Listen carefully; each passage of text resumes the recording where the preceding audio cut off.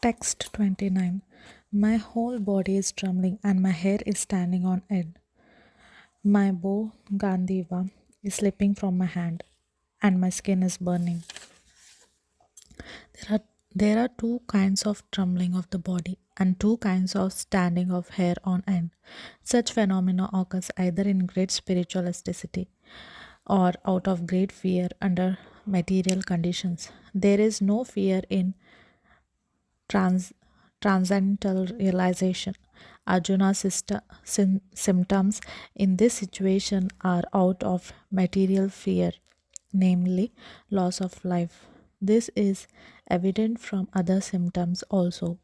He became so impatient that his famous bow, Gandhiva, was slipping from his hands, and because his heart was burning within him, he was feeling a burning sensation of the skin. All these are due to material conception of life. Text 30. I am now unable to stand here any longer. I am forgetting myself, and my mind is reeling. I foresee only evil, O killer of the Kasi demon. Due to this impatience, Arjuna was unable to stay on battlefield, and he was forgetting himself on account of the weakness of his mind. Excessive attachment for material things puts a man in bewildering condition of existence. Baham dvitiyambhi nivishtha.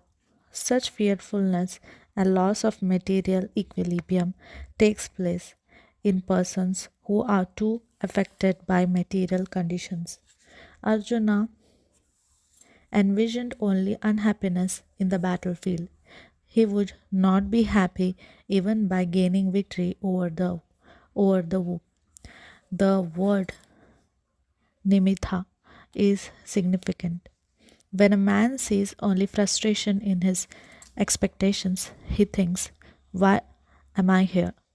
Everyone is interested in himself and his own welfare. No one is interested in the Supreme Self. Arjuna is supposed to show disregard for his self interest by submission to the will of Krishna, who is everyone's real self interest. The conditioned soul forgets this and therefore suffers material pains.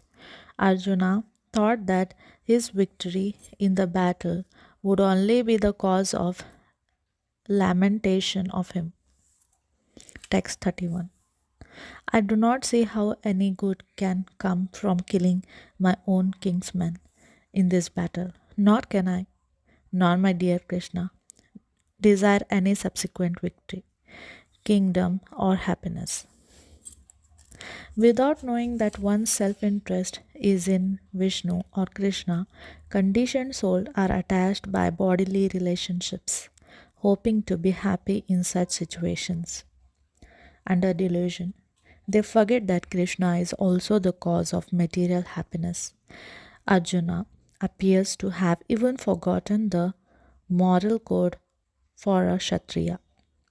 It is said that two kinds of men, namely the Kshatriya, who dies directly in front of the battlefield under Krishna's presence, Krishna's personal orders, and the person in the re-announced order of life who is absolutely devoted to the spiritual culture are unable to enter into sun glow, which is so powerful and dazzling.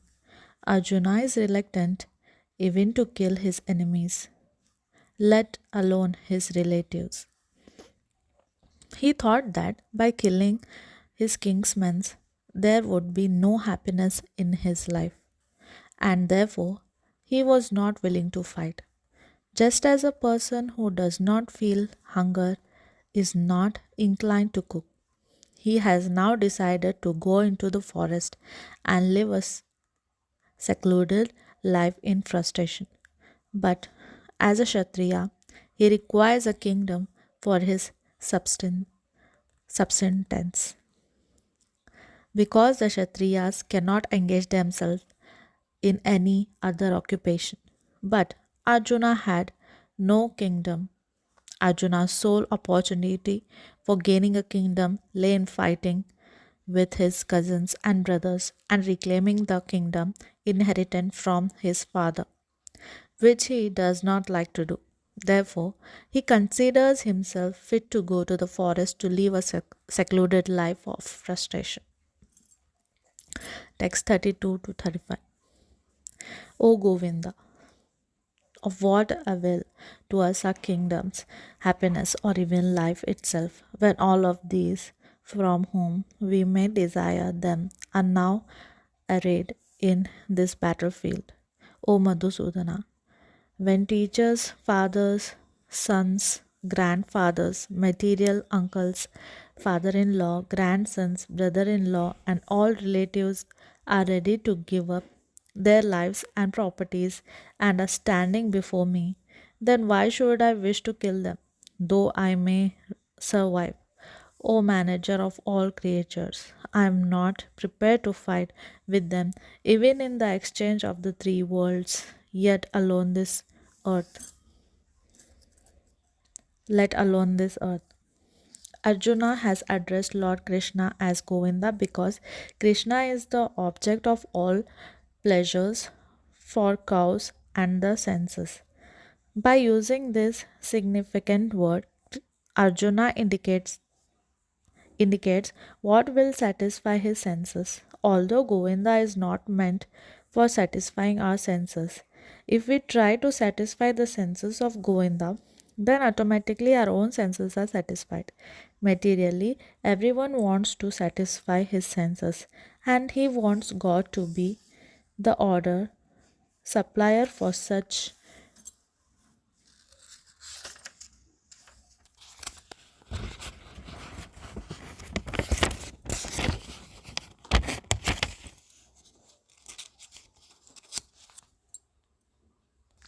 and he wants God to be order supplier for such satisfaction. The Lord will satisfy the senses of the living entities as much as they deserve, but not to the extent that they may covet. But when one takes the opportunity when takes the opposite way, namely when one tries to satisfy the senses of Govinda without desire without desiring to satisfy one's own senses, then by the grace of Govinda, all desires of living entity are satisfied. Arjuna deep affection for community and family members is exhibited here partly due to his natural compassion for them. He is therefore not prepared to fight. Everyone wants to show his uh, affluence to friends and relatives, but Arjuna fears that all his relatives and friends will be killed in the battlefield, and he will be unable to share his opulence after victory. This is typical calculation of material life.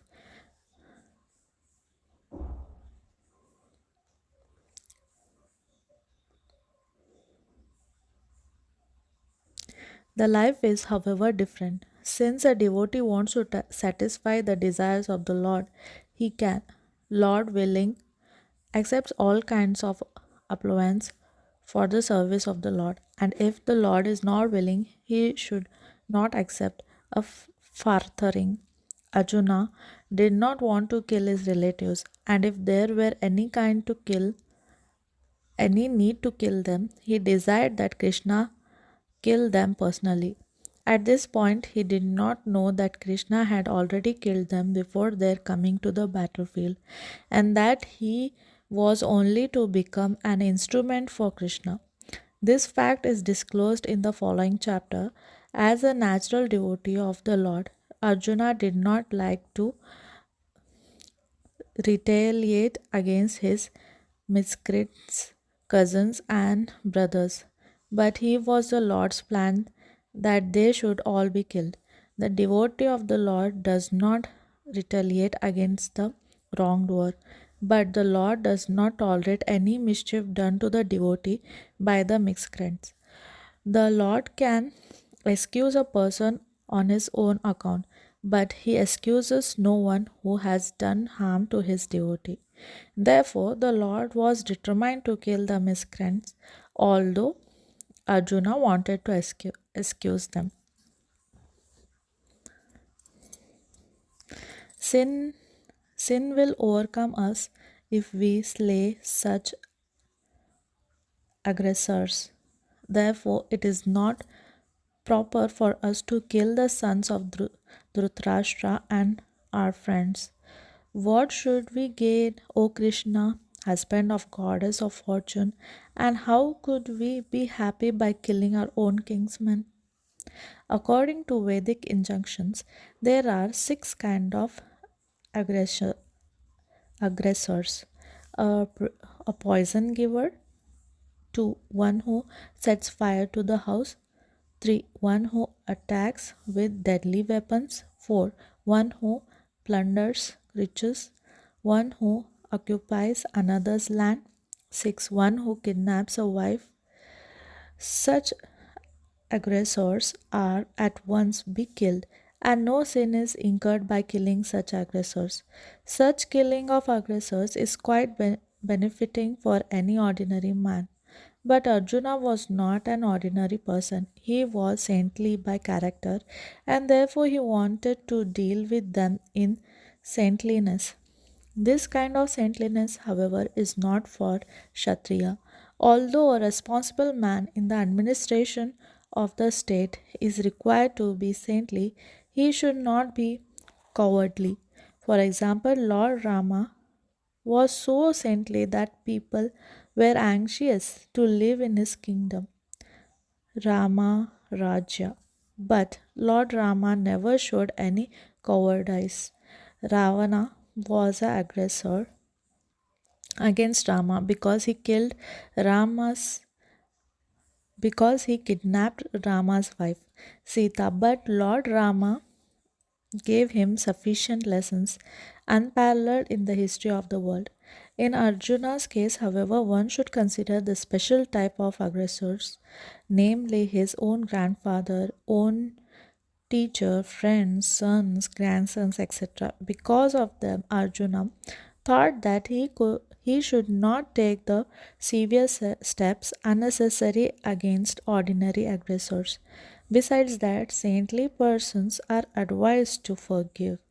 Such injunctions are saintly persons are more important than any political emergency. Arjuna considered that rather than kill his own kinsmen for political reason, it would be better to forgive them on grounds of religion and saintly behavior. He did not, therefore, consider such killing profitable simply for the matter of temporary bodily happiness. After all, kingdoms and pleasures derived therefrom are not permanent.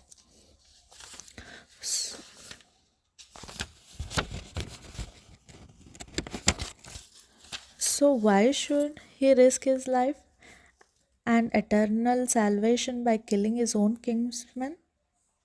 Arjuna addressing of Krishna's was Madhava, or the husband of goddess of fortune, is also significant in this connection. He wanted to point out to Krishna that a husband of goddess of fortune, he should not have to induce Arjuna to take up a matter which would ultimately bring about misfortune. Krishna, however, never bring misfortune to anyone, to say nothing of his devotees.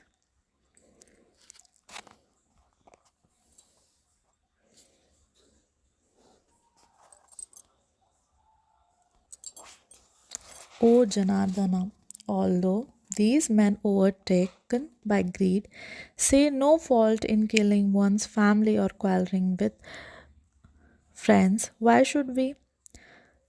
Will knowledge of the will knowledge of this with knowledge of the sin engage in these acts?